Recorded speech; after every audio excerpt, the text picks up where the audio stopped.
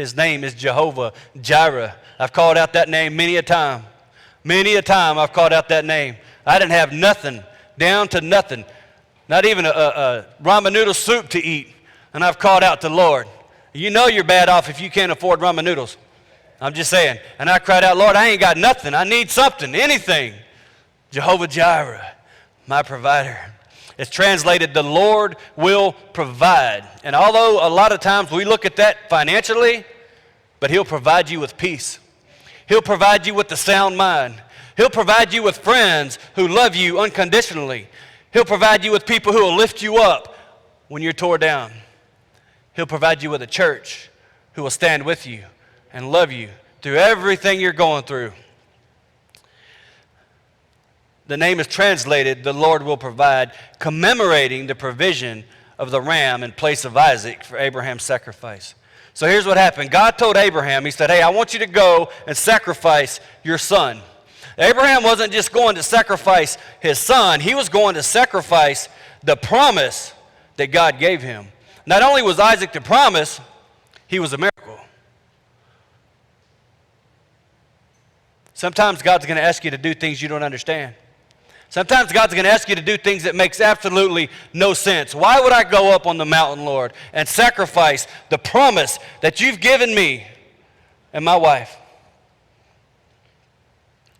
And He told him to go sacrifice. And so Abraham took his son, and they walk up the mountain. And Isaac looked at his dad and said, hey, Dad, or hey, Poppy, or however you want to call it. He said, hey, Daddy, look, we've got wood right here, and we've got a fire, but where's the sacrifice?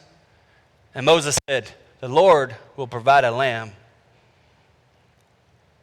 And he bound his son up, threw him on the altar, and he brought the knife up. And as he was fixing to come down to sacrifice his son, the promise of all the nations, the angel of the Lord cried out, hey, hey, don't do it. And there was a ram caught in the thicket. And what is interesting to me is that Abraham told Isaac, hey, God's going to provide a lamb, but God provided a ram. The lamb was symbolic of Jesus Christ, and it wasn't His time yet, so God brought the ram instead. And Abraham lifted his eyes, and he saw the ram caught in the bushes. And it was right there in Genesis chapter 22 that Abraham gave God the name Jehovah Jireh. So what's my point? If you give God what's in your hands this morning, church, He will provide for you what you need. Abraham had Isaac, but he needed a sacrifice. He gave God his son, and God not only said, keep your son, but let me give you something else. Let me help you out today. And right here in this sanctuary, and all the people that are watching online, God is saying, give me what you have in your hands, and I will provide for you. We talked about this morning about the seed.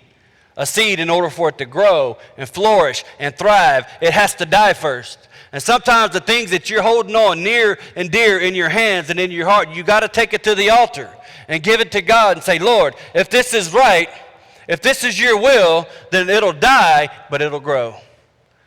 Jesus was a seed. He was God's first seed, the only begotten Son. And He had to die. Had He not died, we wouldn't be where we are. He was the seed that was broken. Because He died, He lived.